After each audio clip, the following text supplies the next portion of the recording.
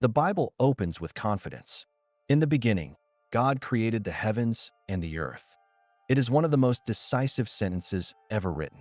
No hesitation, no debate. Creation begins with order, purpose, and authority. And yet, almost immediately, the tone shifts.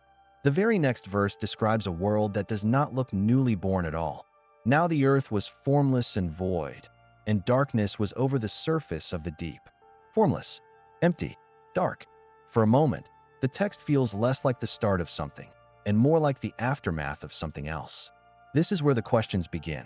A silence between two verses. Between the first and second verses of Genesis, there is no explanation of time passing, no narrative bridge, no description of a transition, just creation and then desolation. The Hebrew phrase used here, tohu v'abohu, does not simply mean unfinished. It appears elsewhere in the Bible to describe judgment, devastation, and reversal. When prophets use this language, they are not describing something new being formed. They are describing something that has been undone. This raises a quiet but unsettling question. Why would a perfect creator begin his work with chaos? The text does not say that God created the earth in this state. It says the earth was in this condition. That distinction may seem small, but in biblical language, it is everything. Some theologians argue that verse 2 describes raw material awaiting formation. Others suggest something far more uncomfortable, that the earth had already existed and something had gone wrong. The Bible does not clarify, and that silence is deliberate. The witnesses who were already there. Later in Scripture, God asks a question that seems almost rhetorical, yet strangely revealing. In Book of Job, God says, "Where were you when I laid the foundations of the earth, when the morning stars sang together and all the sons of God shouted for joy?" Who are these witnesses? They are not humans. Humanity does not yet exist.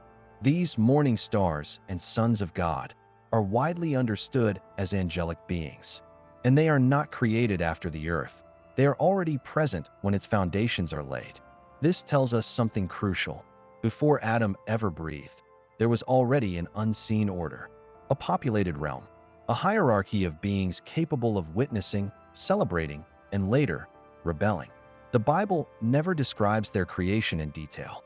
It assumes their existence, just as it assumes something else, an enemy without an origin story. When the serpent appears in the Garden of Eden, the text offers no introduction. There is no explanation of where it came from, no account of when it fell, no backstory. The serpent is simply there, already deceptive, already opposed to God. This implies that the rebellion of evil predates humanity. Whatever this being once was, it did not become corrupt because of Adam. Adam encounters a fallen intelligence already in operation. This alone forces a reconsideration of the timeline. If evil entered the story before human disobedience, then the stage on which Adam appears is not pristine innocence. It is a battlefield that has already seen conflict. And again, the Bible does not explain this openly. It lets the implication stand. Creation as restoration, not beginning when God begins forming the world in Genesis 1. His actions are strikingly specific. He does not create light. He calls it forth. He does not create dry land. He separates it from the waters. He does not invent order. He restores it. The repeated language is separation, division, organization. Light from darkness, waters above from waters below, land from sea. This is the language of repair. It mirrors later biblical moments where God restores what has been broken rather than creating something entirely new. Even the seventh day, the day of rest, suggests completion, not experimentation, as if this work is the resolution of a prior problem. Yet Scripture never names the problem. Echoes of an earlier judgment in the prophetic books, especially in Jeremiah and Isaiah, we encounter a disturbing pattern.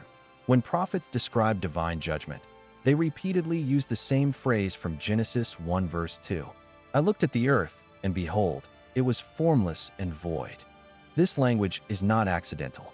It deliberately echoes the state of the earth before God's creative ordering. Judgment is described as a reversal of creation, which suggests something radical. The condition of the earth in Genesis 1 verse 2 resembles the aftermath of judgment. If so, then creation may not begin with Genesis 1 verse 1, but with Genesis 1 verse 3. Everything before that could be the shadow of a forgotten catastrophe. Adam, the first man, or the first chosen man. The Bible calls Adam the first man, but it also assigns him a role that feels ceremonial. He is placed in a prepared environment. He is given authority. He is named caretaker, representative, image bearer. This sounds less like biological origin and more like appointment. Adam is not merely alive. He is commissioned. The text never says there were no creatures before him. It says there was no one like him, no one bearing God's image, no one with covenantal responsibility. Adam may be the beginning of humanity as we know it, not necessarily the beginning of all intelligent life. And once again, the Bible neither confirms nor denies this. It simply moves on. Why the Bible refuses to elaborate. At this point, many ask the obvious question. If there was a world before Adam, why doesn't Scripture explain it clearly? The answer may be theological rather than historical. The Bible is not written to satisfy curiosity. It is written to establish responsibility. Its focus is not what happened before humanity, but what humanity is meant to do now.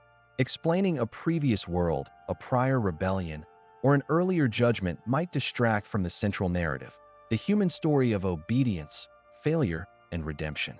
So the Bible leaves hints instead of answers, fragments instead of explanations, enough to provoke thought, but not enough to build doctrine.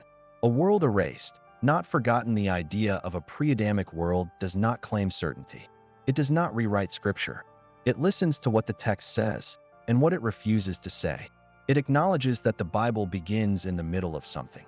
That darkness appears before sin. That evil exists before humanity. That order emerges from chaos without explanation. And perhaps that is the point. The Bible opens not with comfort, but with mystery. Not with innocence, but with tension. Adam steps onto a stage already marked by loss. And humanity inherits not a blank slate, but a repaired world, carrying scars it no longer remembers. The Bible never tells us what happened before Adam, but it leaves just enough evidence to suggest that something did. And that silence may be one of its most intentional teachings of all.